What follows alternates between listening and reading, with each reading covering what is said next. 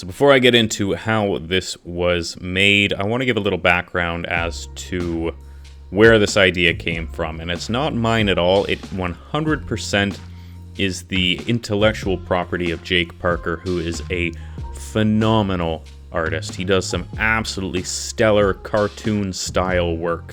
And I found this picture maybe a year or so ago of what he's dubbed the TIE Fighter, which, as you can see, is sort of a mechanized TIE Fighter body, and he's built a story around the whole thing, and it's absolutely phenomenal. So I wanted to bring it to life in some sort of a 3D creation, which is what you'll see here. The basic process is pretty easy. What you need to do is make a perfect sphere.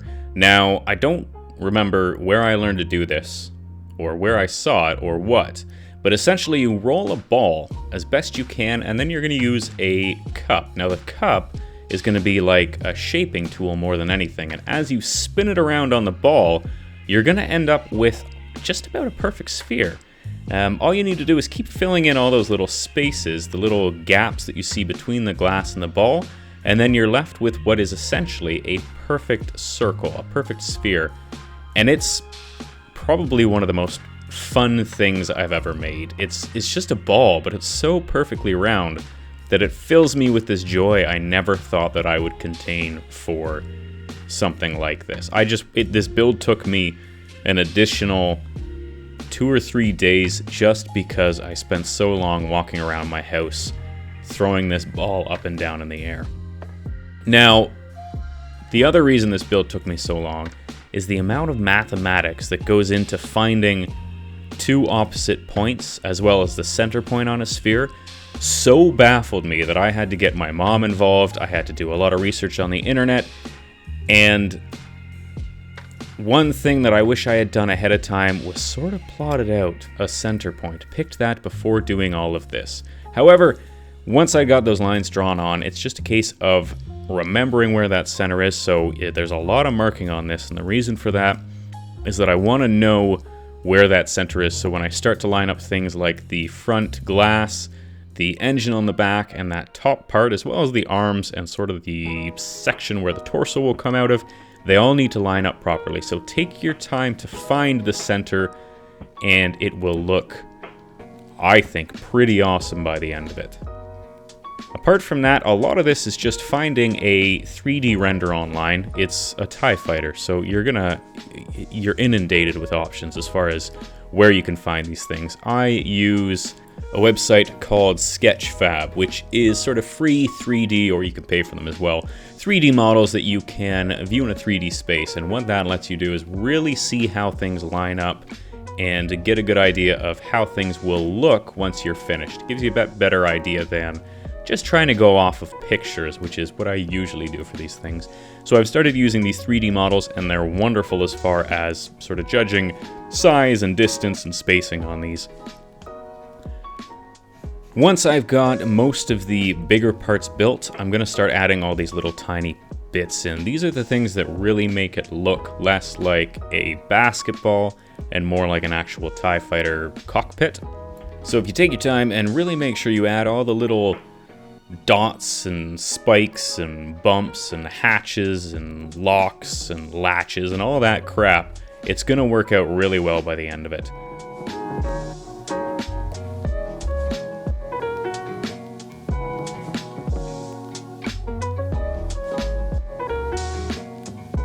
Now the other thing worth mentioning is every single time that I finish one of the big sections, I throw this thing in the oven. The last thing I want to do is spend 2 hours sculpting the top hatch and then smash it while I'm trying to do the rest of the build. So by the end of it, I'd say the central sphere has been in the oven maybe 15 times or so, but it doesn't matter as far as the clay is concerned. The clay doesn't care how often it goes in the oven. If anything, it's going to help to harden up the last few spots that maybe you missed because you didn't put it in long enough.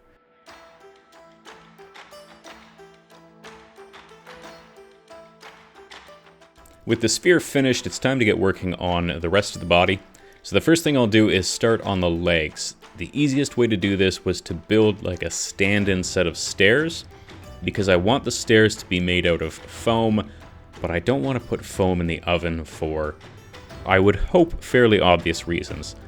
Pine, on the other hand, works perfectly. It'll hold its shape, and it smells awesome when it's cooking. So it makes your entire house smell like a sauna, and sometimes I just throw pine in the oven for the hell of it to make everything smell nice and pretend I tell my partner that I'm sculpting something, and nobody gets upset with me for basically just cooking random pieces of IKEA furniture.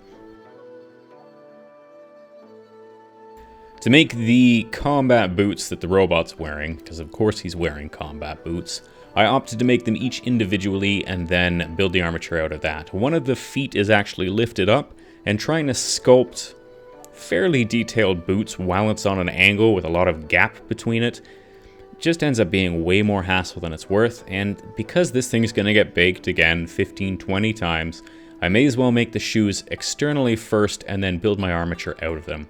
So once I've made 2 of these shoes, I can sort of place where I want them to be, and then I can put that pre-built armature straight into the holes that I've drilled on them, and then this whole thing can be placed onto my set of stand-in stairs, and then I can start working on everything else.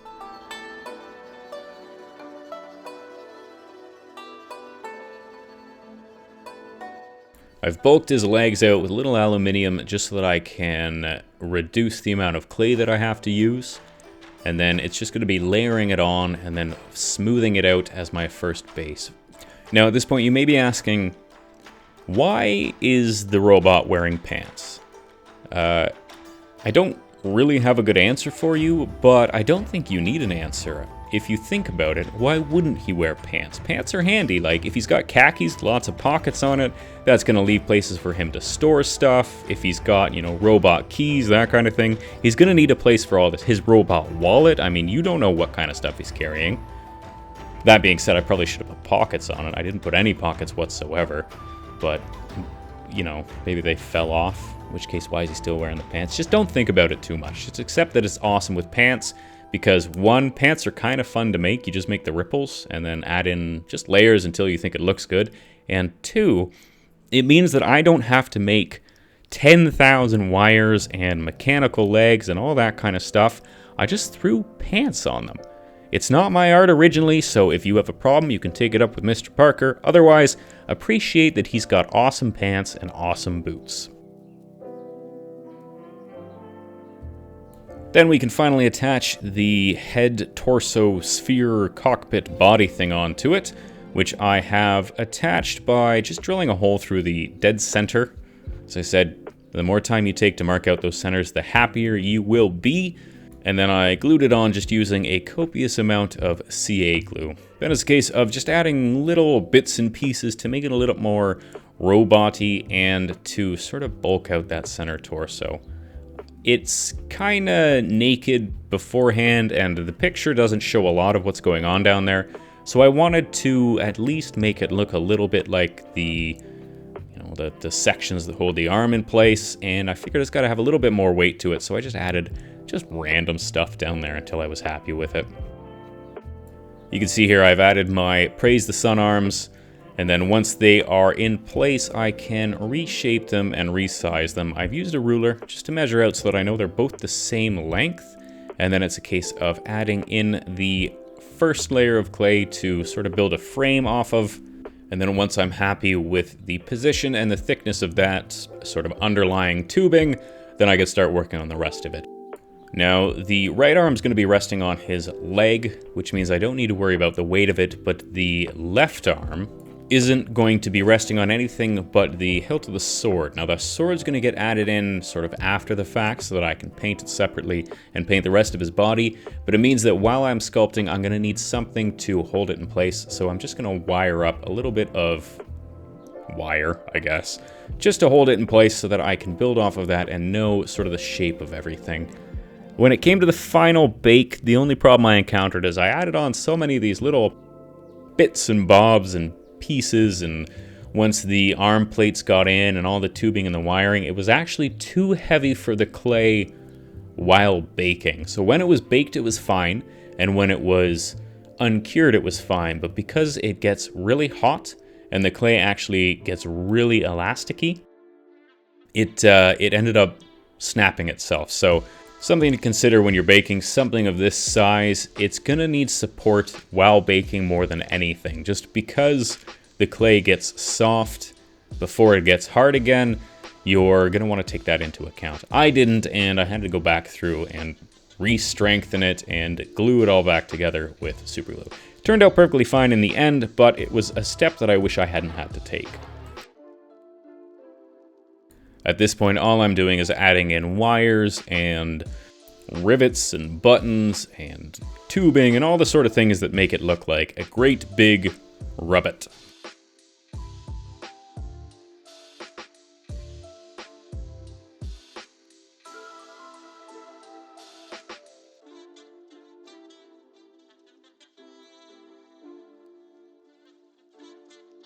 Once everything was done on the arms, all I have to do is add like that awesome arm band bracer shield thing. Whatever it is, it's awesome, and it is very indicative of the final piece. Like, it's the most obvious part on the thing, so making sure that it looks right is really important. I also thought, you know, he's gonna be... The idea behind this guy is that he's sort of, he's scouring his home planet of leftover baddies.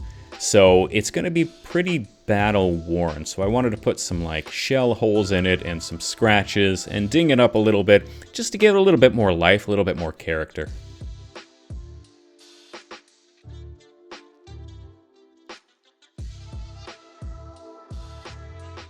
At this point, the majority of the body is done. The only thing left to do is to make the shoulder joints where the arm attaches into the actual cockpit.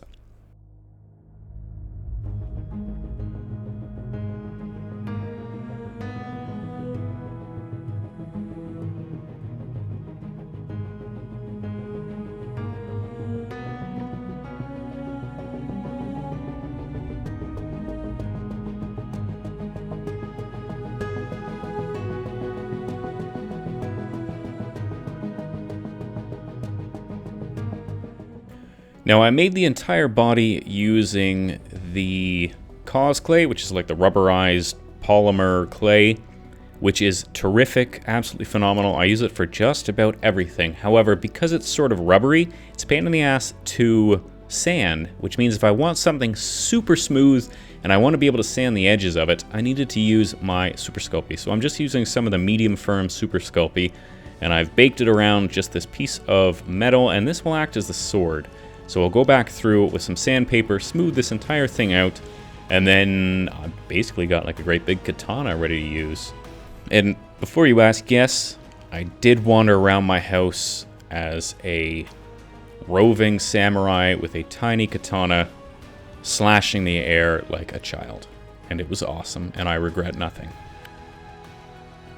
In the original artwork, he's got like kind of an awesome padded handle on the sword, which I tried to redo here, and it worked out pretty well, except when it came time to paint it, because it's sequenced like blue, red, blue, red, blue, red, blue, red, I realized that I'd done a wrap around it instead of like individual sheets, and there was no way to paint it without it looking silly.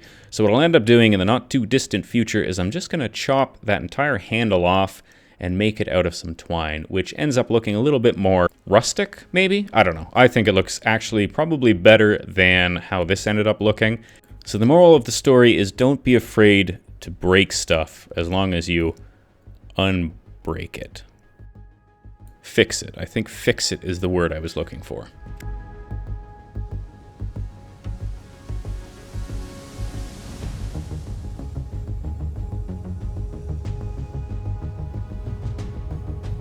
But that's him completely done, so the only thing left to do now is paint him up. Now, for the sake of not making this video 3 hours long, and saving you the pain of watching me paint a gray sculpture gray, because basically all that I did is I went over it all with a darker gray, and then I also added, you'll see a little bit of green on the sphere, just to give it kind of a, just a sort of a camo-y look, which turned out really well. Turned out really nicely.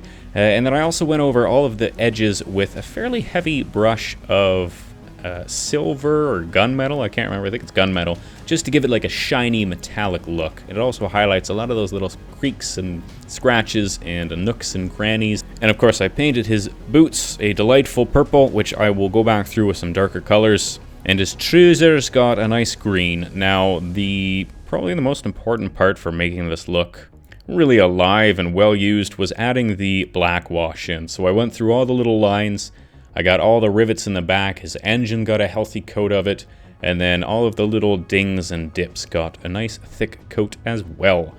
And then the final stage for painting him, which I think is what really brought the whole thing together, was doing my, I don't know, vermilion maybe we could call this? I don't know paint colors or anything like that, but it's like reddish, orangish, yellowish color, and it's very vibrant and really stands out nicely against the gray.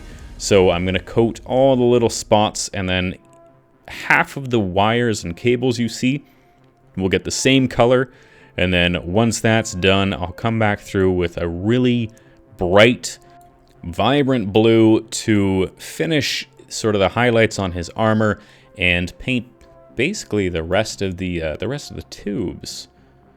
And then anywhere else that I thought, a little dash of blue, like a couple buttons, a couple rivets here and there, just to give it a little bit more life.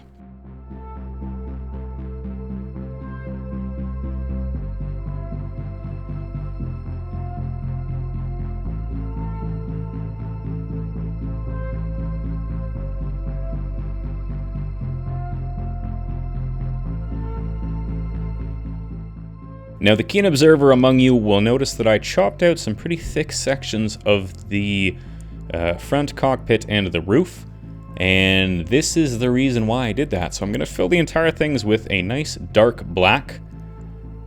Went really thick with this because I want the black to hide all the imperfections of how I chopped it out. I didn't do a very good job smoothing it because I knew I was going to cover it.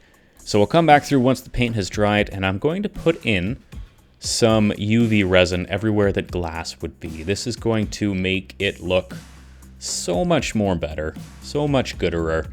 And once I've got the UV blasted in there, it adds a terrific amount of reflection to it, and it takes it from looking like sort of dark pit of nothingness to real shiny, purty windows. Now, there are a couple sections where, I don't know if maybe I laid it in a bit too thick for the UV resin and it cracked, but it actually looks almost better than if it was perfect, because it could be a well-worn TIE fighter cockpit, and we're not too concerned about sort of maintaining that hull integrity. So a nice cracked window actually went really well as far as adding a bit more life to the whole thing. So if you noticed in the original artwork, there is a tiny scout trooper standing atop the mechanized ribbit. So that's what I'm doing here. I'm going to make a tiny scout trooper. Generally, with any sculpture involving like a humanoid or something that is smaller, what I like to do is make the head first. I'm really bad at following sort of the directions on my armature, so when it comes to making everything the right size, I tend to err on the side of I'm going to screw it up. So if I make the head first and then attach a body to it, the proportions tend to work out a lot better. Now, you might notice that his head is still oddly proportioned, but that's for a reason. I didn't just screw it up. If you look at the original artwork, you'll notice that he is a cartoon. It's not a lifelike picture. It is not a realized live-action photo. So a larger head is sort of more in line with it, and I mean, the head's the coolest part, right? Like the Stormtrooper, Scout Trooper, like the Star Wars helmets, at least for the bad guys, look awesome. I mean, the good guy helmets look they look kind of stupid. Like, I never really liked them. I never understood. They look like bicycle helmets. And knowing what the budget of the original movies were, they probably were bicycle helmets, actually, now that I think about it. Or no, they were ski helmets, weren't they? I bet they were ski helmets. But anyways, so basically what I'm doing here is, again, I've gone on the Sketchfab to find a 3D model of what the Scout Troopers look like, and then I'm just basing his armor off that. So I've added all the little pockets, his little chest pieces, little armor spots on his knees and his pads. He's got his little shoulder pads and his gloves and all that sort of stuff. So just adding it in until I'm essentially happy with how it looks.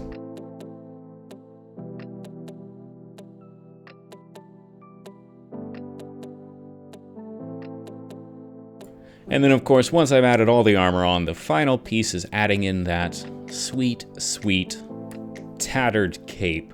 While I was painting this up, I realized one of the main issues you'll have with sculpting something and then painting it is that, unlike doing something from a kit where you can paint it separately and then glue it together, when you build something like this, you have to take into account the fact that you've got to bake it all and then paint it. Like, I don't know how well acrylic paint does in the oven. It's probably fine. In fact, I know it's fine because I've accidentally baked it a bunch of times, so this whole tangent is meaningless. But essentially, when you're sculpting something, you're gonna need to build the whole thing, which means you're gonna have to paint a lot of hard-to-reach places after it's been built. Like, I can't take his cape off because it's gonna snap a bunch of things off. But I probably could have taken the cape off and then just glued it back. Ugh. Hindsight or something. Anyways, I went with the same red on his armor that I went with the highlights on the armor of the robot guy, and then black, some brown for gloves and stuff like that. And I gave him a teeny tiny blaster because why not? And a little bit of epoxy on his goggles to make them shine, and a little bit of varathane varnish on the armor to give it a little bit of a metallic sheen to it. And then off camera, using my kitchen knife, because I don't have a hot wire cutter. And a hot wire cutter would be truly wonderful to make sure that all these bricks and stones and stuff line up properly, but I don't have one, so I use a cheese knife. I use a cheese knife for a lot of my stuff because I find the angle of it works really well, so I bought a really cheap cheese knife and then spent like an hour sharpening it on my grinding stones until it works perfectly. So then once I made all the bricks using my cheese knife, I'll glue them all into place, and then once they are in a sort of layer that I want them to be at, I can go over the entire thing with a thick coat of Mod Podge to seal in all that delicious, delicious foam flavor.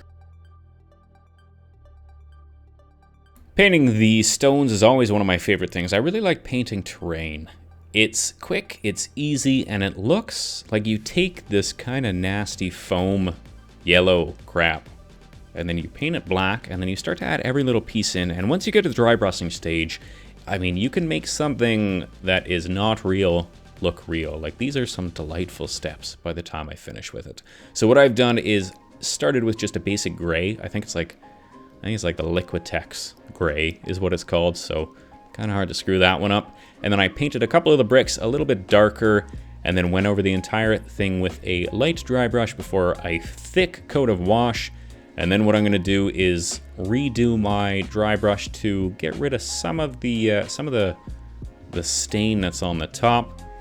And then once I've got that finished, I can add some little bricks. So these are little chunks of detritus and debris, which is just some super Sculpey that I baked and then smashed with a hammer.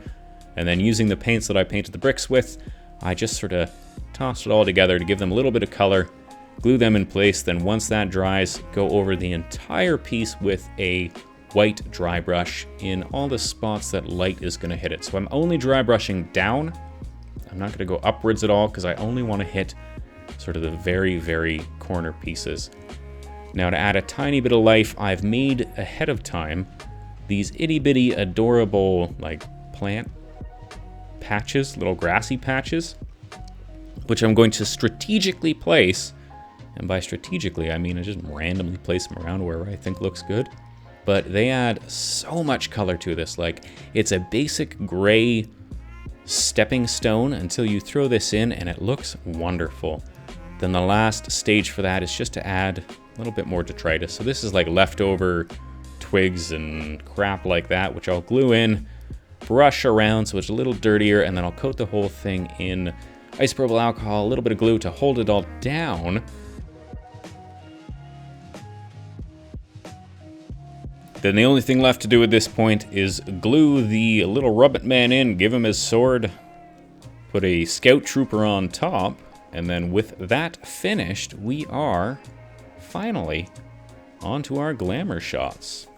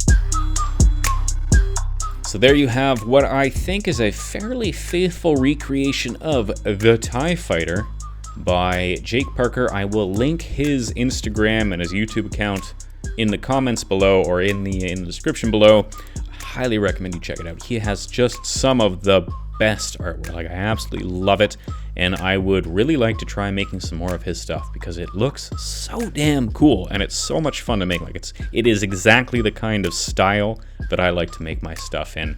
But at any rate, if you like the video, leave me a comment down below. I read every single comment, and if it's not overly offensive or rude or unintelligible, chances are I'll even reply to it. But until we see you next week, cheers.